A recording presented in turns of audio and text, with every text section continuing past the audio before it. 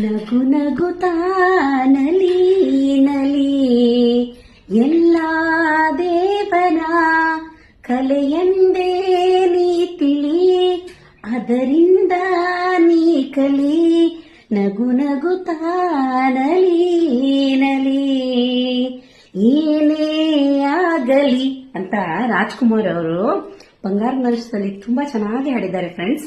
ಅದೇ ಪ್ರಕಾರ ನಾನು ಖುಷಿಯಿಂದ ಏನೋ ರೀಲ್ಸ್ ಮಾಡಿರ್ತೀನಿ, ಒಬ್ಬೊಬ್ರು ಖುಷಿಯಿಂದ ಒಳ್ಳೆ ಕಮೆಂಟ್ಸ್ ಹಾಕ್ತಾರೆ, ಒಬ್ಬೊಬ್ರು ಕೆಟ್ಟದಾಗ್ತಾರೆ.